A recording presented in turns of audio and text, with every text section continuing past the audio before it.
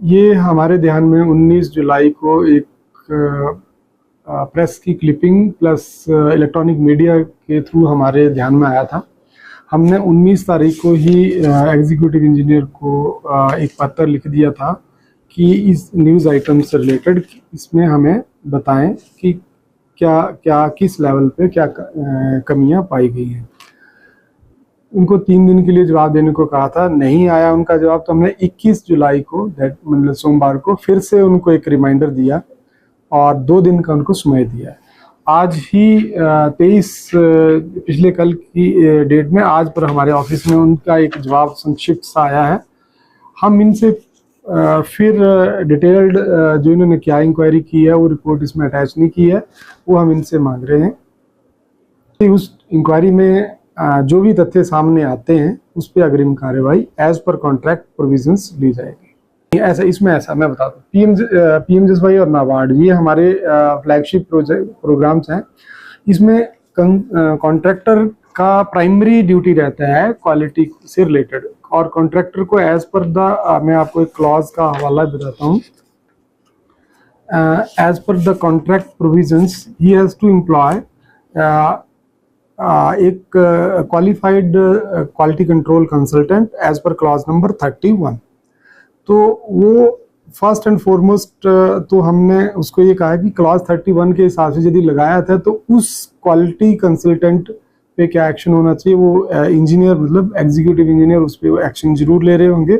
दूसरा, जैसे ही आपके ध्यान आप लोगों के माध्यम से हमारे पास आया तो हमने उसको क्लॉज 32 जो कि डिफेक्ट्स को नोटिफाई करने के लिए प्रावधान है, वो हमने डिफेक्ट कॉन्ट्रैक्टर को थ्रू एग्जीक्यूटिव इंजीनियर नोटिफाई कर दिए हैं।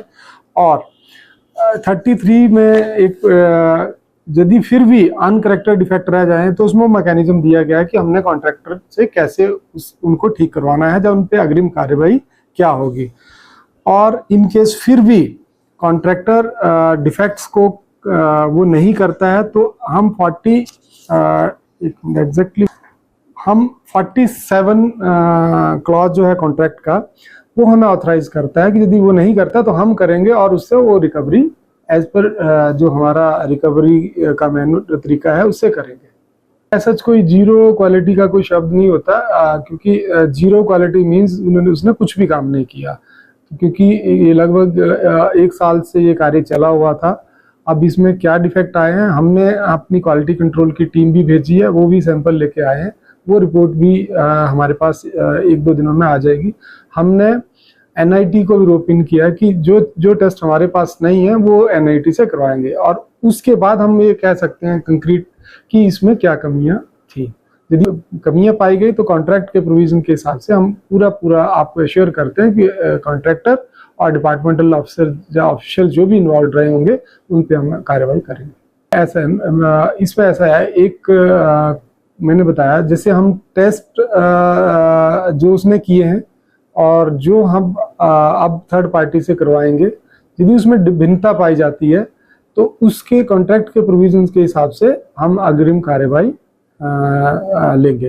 ब्लैक लिस्टिंग का सवाल है, यदि वो हम उसको डिफेक्ट नोटिफाई कर दें, डिफेक्ट वो उसको नोटिफाई करने के बाद भी उसको करेक्ट नहीं करता है, वो एक ब्रीच ऑफ इनलिस्टमेंट रूल में आता है।